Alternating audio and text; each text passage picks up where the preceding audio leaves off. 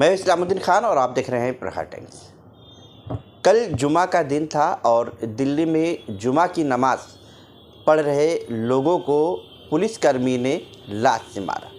जो वीडियो सामने आ रही है उस वीडियो में साफ दिखाई दे रहा है कि लोग नमाज के दौरान सजदे में गए हुए हैं और एक पुलिसकर्मी जो है लात मारते हुए दिखाई दे रहा है। हालांकि बताया जा रहा है कि वहां पर करीब 3 से 4 पुलिसकर्मी थे जिन पर एक्शन भी हुआ और उन्हें सस्पेंड भी कर दिया गया है। लेकिन सवाल उठ रहा है कि ये एक पूरे देश को शर्मसार कर देने वाली घटना थी। जिस तरह से एक पुलिसकर्मी जो एक सुरक्षा में वहां पर लगा रहता है और उसने इस तरह की हरकत की।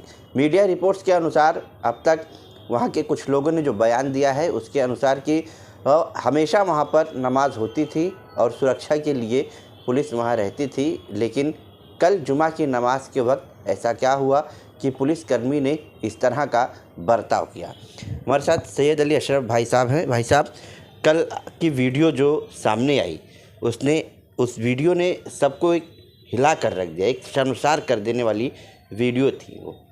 एक पुलिसकर्मी जिसका काम होता है लॉ एंड ऑर्डर संभालने का और नमाज़ पढ़ रहे सजदे में गए हुए नमाजियों को उसने लात मारा। देखिए, ऐसा है कि पिछले 10 सालों से जिस तरीके का प्रैक्टिकल चल रहा है उसमें ये कोई नई बात नहीं है। आपने देखा होगा कि ट्रेन में दाढ़ी वालों को देख के गोली भी मार दी गई थी। तो ये कोई नई बात नहीं है। जो हमारा जो देश था, जो हमारे देश के अंदर जो संस्कृति थी वो इतनी प्यारी थी कि आपको याद होगा कि मस्जिदों के बाहर हमारे हिंदू भाई बहन जो अपने बच्चों को फुकवाने आते थे। मगरिब की नमाज, मगरिब के वक्त होता था तो दुआ करने के लिए आते थे।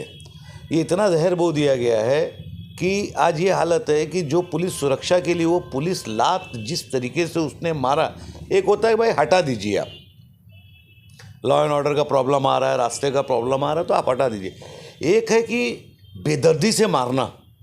तो पूरे देश ने देखा, पूरी दुनिया ने देखा कि ये क्या चल रहा है, किस तरीके से माइनॉरिटीज़ का कितना इम्तिहान लिया जा रहा है कि अब इबादत करने पर एक इबादत खुदा की जाती है, किसी के व्यक्तिगत नहीं है ना। उसके लिए आप जिस तरीके से लात बूट से मारे और इन्होंने सस्पेंड कर दिया। सस्पेंड नहीं करना चाहिए, उसको नौकरी से मुअत्तल करना चाहिए था।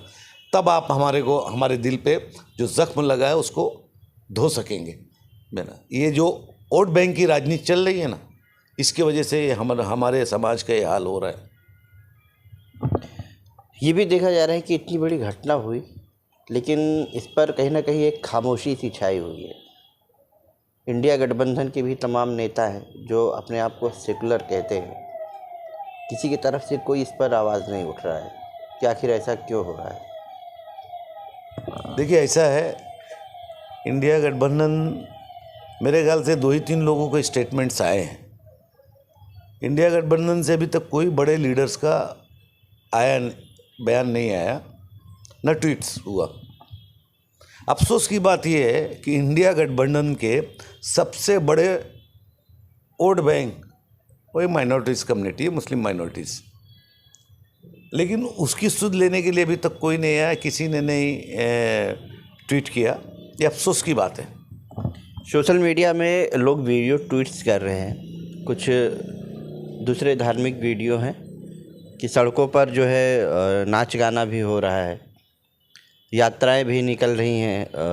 कांवड़ यात्रा के साथ में ट्वीट किया गया है कि एक तरफ कांवड़ यात्रा जा रहे, फूल बरसाया जा रहा है और दूसरी तरफ अगर कोई 1 मिनट के लिए नमाज़ पढ़ ले रहा है तो उसे लात मारा जा रहा है। अफसोस इस्लामुद्दीन भाई यही है कि कांवड़ यात्रा को हेलीकॉप्टर से फूल डाल के भेजा जाता है और उसमें अगर बेचारा कोई हमारा हिंदू भाई या कोई भी भाई अगर उनकी गाड़ी से टच हो गया तो गाड़ियां जला देते हैं, रोडवेज़ की बसें जला देते हैं, गवर्नमेंट प्रॉपर्टी की पूरी जला देते हैं, पुलिस को दौड़ा के मारते हैं, हमारे देश की पुलिस को दौड़ा के मारते हैं। लेकिन मुसलमान अगर 2 मिनट के लिए नमाज़ पढ़ रहा है तो उसको लात और घूंसे से मारा जाता है। इससे बड़ा इस देश में हमारे साथ और क्या हो सकता है। जिस तरह से वीडियो सामने आई इस पर लोग सवाल ये भी उठा रहे हैं कि जिस तरह से राजनीतिक पार्टियां हिंदू मुस्लिम का रंग दे रही हैं तो जो जिन पर लॉ एंड ऑर्डर संभालने की जिम्मेदारी है, उनके अंदर भी अब हिंदू मुस्लिम की भावना आ रही है। जो जिम्मेदारी है जिनको संभालने की, वो भी अभी हिंदू मुस्लिम कर रहे हैं। इस वजह से इस तरह के वारदात जो है सामने आ रहे हैं। देखिए, जब गवर्नमेंट हार पहनाएगी, गवर्नमेंट मुस्लिम बलात्कारी की बच्ची के ऊपर जब है मंत्री जाके हार पहनाएगा, किसी के कोई मुसलमान को कत्ल कर देता है तो उसके गले में हार डाला जाता है, केंद्रीय मंत्री जाता है, तो ये कौन सी बड़ी बात है कि क्या नाम है अपना ये नहीं होगा। ये तो बढ़ेगा ना। मेरे ख्याल से वो जो जिसने मारा है मुसलमान को लात, शायद उसको एमपी का टिकट दे दिया जाए अब की बार। सोशल मीडिया में बहुत से लोग समर्थन में हैं उसके कि पुलिस वाले ने अच्छा किया, सड़क पर नमाज क्यों पढ़ रहे थे, और दूसरी तरफ से जो है उस पुलिस वाले के खिलाफ में भी लोग।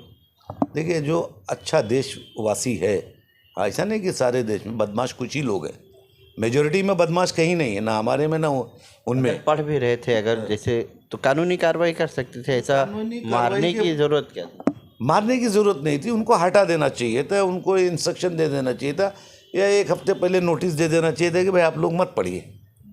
उनको भी मानना चाहिए। फिर अगर उन्होंने मना किया तो, पुलिस ने मना किया तो आपको मानना भी चाहिए। लेकिन इस तरीके से लात घूसे मार, तो हो सकता है कि अगली बार वो गाँव का प्रधान हो जाएगा, नहीं तो एमएलए बन जाएगा। ये ऐसे विचार के लोग हैं ना, कट्टर विचार के लोग हैं। ऐसा नहीं, देश ऐसा नहीं है। ये कुछ लोग हैं जो बदमाशी करते हैं, जिनकी चर्चा ज़्यादा होती है। अब ले लीजिए ना, नीतीश राणे को ले लीजिए। धारावी में 2 बच्चों का झगड़ा पड़ोस का बॉल के लिए, वो दोनों के आपसी समझौता भी हो गया, दोनों अपने अपने घर में खुश थे, पहुंच गए वहाँ आग लगाने के लिए और देना चालू कर दिया धमकी मुसलमानों को। पुलिस केस नहीं लेती है ना, नीतीश राणे कुछ भी बोल जाए उनके ऊपर मुकदमा नहीं दर्ज होगा। यहाँ भी ये भी देखा जा रहा है कि मलाड मालवानी का जो मामला है, सिर्फ एमआईएम पार्टी वहाँ पर रिजवाना खान, वो वहाँ पर पुलिस स्टेशन का घेराव भी कर रही है। अभी उन्होंने कहा कि 2 दिन में अगर नहीं एफआईआर हो तो फिर घेराव करेंगे, लेकिन और एकदम खामोश है, कोई बोलने को राजी नहीं। तो ऐसे ही अगर नहीं बोलते तो ऐसे लोगों को बढ़ावा मिलता है। फिर कानूनी प्रक्रिया जो है, कानूनी तौर पर जो है कार्रवाई कराने की मांग तो होनी चाहिए ना। देखिए, होनी चाहिए। वो लेडी को मैं सलूट करता हूँ कि कम से कम उसने स्टार्ट की, और अब ये मेरे ख्याल से ये बर्दाश्त के बाहर होते जा रहा है। तो अब हर जगह ये शुरू होगा। आप देखिए ना, मालवनी में वो बैठी, उसके बाद फिर उसका फिर देखिए धारावी के अंदर भी उसने जाके बदमाशी किया, वहाँ के भी लोग पुलिस थाना का घेराव किए। धारावी बचाव समिति के उसमें हिंदू मुसलमान सारे लोग हैं। और मैं तो बोलता हूँ कि सारे देश के जो अच्छे इंसान हैं, वो कोई भी धर्म का हो, हमारा देश है, हम अपने देश को प्यार करते हैं, और इस तरीके के लोगों को अगर बढ़ावा देंगे तो इनका कोई काम नहीं। ये कभी मराठी बच्चों को नौकरी पे लगाए क्या? मैं बार बार बोलता हूँ कि नीतीश राणे अपने बच्चे को ये संगठन में डालेंगे क्या, पत्थर मारने के? नहीं डालेंगे। तो ये है कि खुद बड़े बन गए हैं, पैसा कमा लिए हैं, और सस्ती पॉलिटिक्स करना है। अरे कभी गोदी में जाके मराठी बच्चों के लिए लड़ो, कभी कोली के बच्चों के लिए लड़ो नौकरी के लिए। आपके यहाँ नौकरियाँ ख़त्म हो रही है। कभी पुलिस भर्ती के लिए आप लड़ो। आप जब देखो उठे सुठे माइनॉरिटीज़ के मुसलमान। और मैं देवेंद्र फडणवीस जी से गुजारिश करना चाहता हूँ कि आप एक अच्छे लीडर हो, महाराष्ट्र के, पढ़े लिखे आप हो, आप इनको क्यों छूट दे के रखे हो? इससे आपका नुकसान होने वाला है, इसका फ़ायदा नहीं होने वाला है। और मैं तो बोल रहा हूँ कि नीतीश राणे जी अपनी कॉन्स्टिट्यूंसी से नहीं जीत पाएंगे। जिस तरीके की वो हरकत और महाराष्ट्र में विवाद पैदा कर रहे हैं आपसी, ये अच्छी बात थोड़ी नहीं है। यह तो महाराष्ट्र में ये भी माना जा रहा है कि जिस तरह से महाराष्ट्र शांत माना जाता था, यहाँ कभी ज़्यादातर हिंदू मुस्लिम नहीं होता था, लेकिन अब लोकसभा चुनाव नज़दीक है और कहीं ना कहीं महाराष्ट्र में अब जन आक्रोश यात्राएं निकल रही हैं। और अफसोस इस बात का है कि किस पे आक्रोश है। काफ़ी इस पर जो है ये कहा जा रहा है कि इस पे वोट के लिए ये राजनीति की जा रही है। मैंने पिछले इंटरव्यू में कहा कि 2024 तक ये सारी यात्राएं निकलेंगी, और मैं मेरे हिंदू भाइयों से अपील करना चाहता हूँ कि 2024 का पार्लियामेंट का चुनाव हो जाने के बाद कोई यात्रा नहीं निकलेगी, कोई जनोत्सव यात्रा नहीं निकलेगी। फिर तुम 3 साल तक छोड़ दिए जाओगे लावारिस, फिर 4 साल के बाद यात्राएं निकलना शुरू होंगी और भगवा पट्टा पहन के बाहर आना शुरू होंगे। तो आप लोग सब के सब होशियार हो, पढ़े लिखे हो, लोग समझते हो ये हमारे बच्चों को फंसाने का काम करेंगे, ये खुद के बच्चों को लंदन भेज के पढ़ाएंगे। तो आपने सुना सैयद अली अशरफ भाई साहब ने किस तरह से जवाब दिया कि जिस तरह से हिंदुस्तान में अब एक राजनीतिक तौर पर ये चलन हो गया है कि हिंदू मुस्लिम को बांटने की कोशिश की जा रही है, लेकिन कुछ लोग ऐसे समझदार हैं और जो ये सब चीज़ों को समझते हैं और एकता बनाए रखने के लिए समाज में एकता, लोगों को जोड़ने का काम भी करते हैं।